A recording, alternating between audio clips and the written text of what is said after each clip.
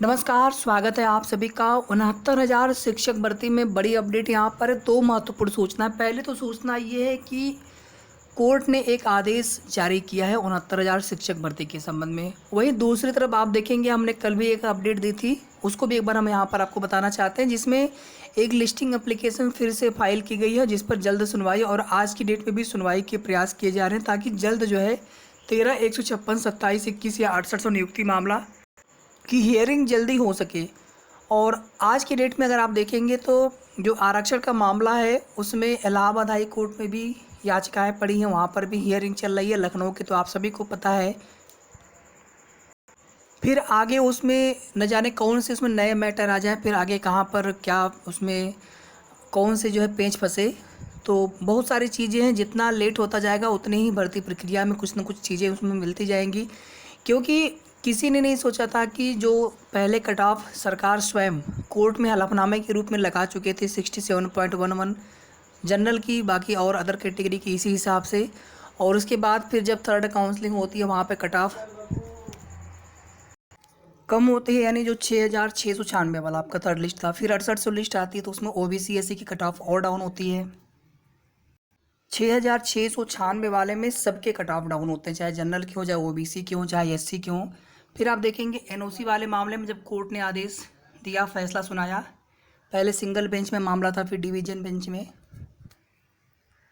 जहाँ पर काउंसलिंग नियुक्ति के आदेश है। और इसमें आप देखेंगे अचानक से जो है ओबीसी एससी की कट ऑफ थोड़ी सी और कम कर दी जाती है, यानी जो 6800 वाले केस में आपको देखने को मिला था, और जो जनरल की कट ऑफ है उसको बढ़ा करके 69.07 कर दिया गया।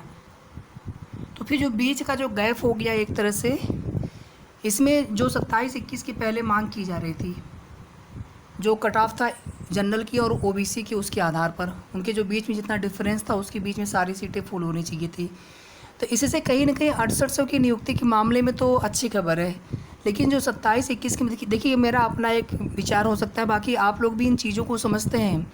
और ऐसा नहीं कि इस कोर्ट में इतने सारे कोर्ट के ऑर्डर हो चुके हैं, पहले की हियरिंग हो चुकी है, इतनी सारी इसमें चीज़ें यहाँ पे हो चुके हैं, शासनादेश हो चुके हैं, कि लगभग सभी लोगों को पता है कि किस मामले में क्या हो सकता है। और आप देखेंगे आरक्षण के साथ साथ, पहले तो आरक्षण मामला ही लखनऊ हाई कोर्ट में हमेशा जो है आप देखेंगे उसी मामले पर बात होते थे, उसी पर सारी चीज़ें देखने को मिल रहे थे। फिर अचानक से आप देखेंगे चूँकि ओवरलैपिंग वाले मामले में जो कुछ भी स्थिति थी वो 13-156 के साथ कनेक्टेड थे, लेकिन फिर कुछ नई याचिकाएँ, कुछ नई रीट्स पड़ती हैं इलाहाबाद हाई कोर्ट में, और वहाँ पर जब डॉक्यूमेंट्स मांग लिया जाता है 69,000 शिक्षक भर्ती में 6800 लिस्ट का, तो आप देखेंगे उस डॉक्यूमेंट्स में जो कुछ भी चीज़ें थी शासनादेश के माध्यम से, अब वो आपको वापस से बताने की आवश्यकता नहीं है। तो ये बहुत सारे ऐसे पहलू हैं जहाँ से हमें तो नहीं समझ में आ पा रहा है कि इन फ्यूचर यहाँ पे गवर्नमेंट क्या चाहती है, उनके मन में क्या चल रहा है, आखिर सरकार की मंशा क्या है। बिल्कुल भी स्पष्ट नहीं हो पा रहा है कि वो किस प्रकार से क्या करना चाहते हैं भविष्य में, और कब तक आगे जा कर के ये सभी मामले निस्तारित हो पाएंगे। पहला, अगर आप यहाँ पर देखेंगे 69,000 शिक्षक भर्ती में एक हाई कोर्ट का आदेश जारी हुआ, जिसमें एक याचिका पड़ी थी, 17 कुल याचिकाएँ थी उसमें, उस पिटीशन में, और इसमें जो है माननीय हाई कोर्ट ने हस्तक्षेप से इनकार कर दिया। कोर्ट ने चेतावनी देने के व्यक्तिगत व शैक्षिक जानकारी भरने में लापरवाही बरती गई है, जिसे सामान्य मानवीय भूल नहीं कहा जा सकता। कोर्ट ने याचिकाएं खारिज कर दी। ये त्रुटि संशोधन वाला मामला है। यह आदेश न्यायमूर्ति जे मुनीर ने रुखसार खान सहित 17 याचिकाओं की एक साथ सुनवाई करते हुए दिया। कोर्ट ने अलेक्जेंडर पोप के कथन का भी जिक्र किया, जिसमें कहा गया कि मानव की गलती भगवान माफ करते हैं। परीक्षा नामक प्राधिकारी प्रयागराज की तरफ से जारी भर्ती में आवेदकों को अपने बारे में दी गई जानकारी की घोषणा करनी होती है। मतलब हमने जो भी डिटेल्स भरे हैं वो सब सही भरे हैं, बाद में जो है उसमें कोई भी संशोधन नहीं कर पाएंगे, या फिर कोई भी गलती होती है तो इसके जिम्मेदार हम होंगे। इस प्रकार के एक डिक्लेरेशन लास्ट में लोग टिक करते हैं कभी भी फॉर्म सबमिट करने से पहले। तो फिलहाल में त्रुटि संशोधन वाले मामले में अभी तक जो है कोर्ट में मैटर चल रहे थे, और हो सकता है कुछ और भी इसमें याचिकाएं पड़ी हों, लेकिन फिलहाल में यहाँ पर कोई भी राहत देने से माननीय न्यायालय ने इनकार किया है।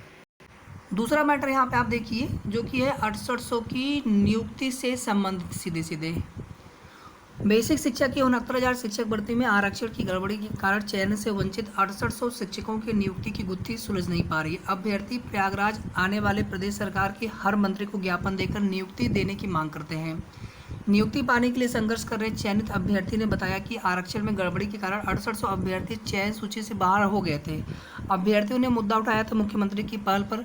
अगर यहाँ पर देखिए, मैं आप सभी के लिए मैं एक साथ ही बात करता हूँ और आप सभी के मुद्दे हमारे लिए एक समान महत्वपूर्ण होते हैं।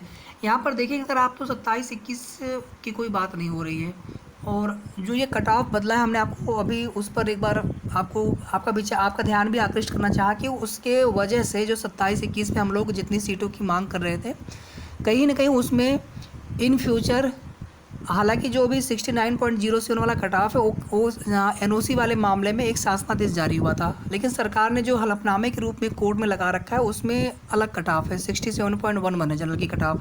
जबकि वैसे UR की जो कट ऑफ इन्होंने उस शासनादेश में NOC वाले मामले में 69.07 बता रखी है। मतलब उसमें जो अभ्यर्थी आएंगे NOC देने के बाद उस कट ऑफ में उनकी जो है डायरेक्ट काउंसलिंग नियुक्ति करवानी है। तो उस कट ऑफ के होने की वजह से बहुत सारे ऐसे हज़ारों अभ्यर्थी OBC SC के जो कि अपने कैटेगरी में काउंट कर लिए जाएंगे, जिससे अभी जितनी सीटों की घोटाले की बात अभी जितने दिन से आप देखेंगे, चाहे राष्ट्रीय पिछड़ा वर्ग आयोग में, देखिए केवल मैं आपको बता रहा हूँ, बाकी इसमें क्या होना है, क्योंकि हलफनामे के रूप में जो सरकार ने कोर्ट में लगा रखा है, कल को फिर कोई दूसरा अपना हलफनामा लगाएंगे वो कि नहीं इतनी कटाप नहीं, इतनी कटाप यहाँ पर है। तो ये सारी चीज़ें मैटर है जो आपको समझने की आवश्यकता है। बाकी हमें जहाँ तक चीज़ें समझ में आ पा रही है हमने आपको बताने का प्रयास किया है। यहाँ पर देख लीजिए, मुख्यमंत्री की पहल पर 5 जनवरी को 6800 की लिस्ट जारी कर दी गई थी, लेकिन नियुक्ति अभी तक नहीं मिली है। 69,000 भर्ती का परिणाम जारी किया गया था। तो अनारक्षित वर्ग की जो कटाव थी 67.11, OBC की 66.73 और SC की 61.05। और फिर जब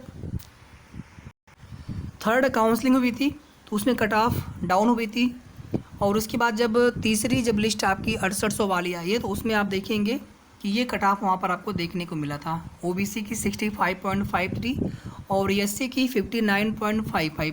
तो यहाँ पर कोई भी आप भी समझ सकते हैं, बिल्कुल सिंपल सी बात है कि जब 6800 वाली कट ऑफ को सरकार ने शासनादेश में सही माना है तो इसका मतलब है कि 6800 की तो नियुक्ति बिल्कुल फिक्स है, तय है, वो चाहे जब तक हो, लेकिन 6800 लिस्ट के जितने भी अभ्यर्थी हैं आपकी काउंसलिंग नियुक्ति होना बिल्कुल तय है।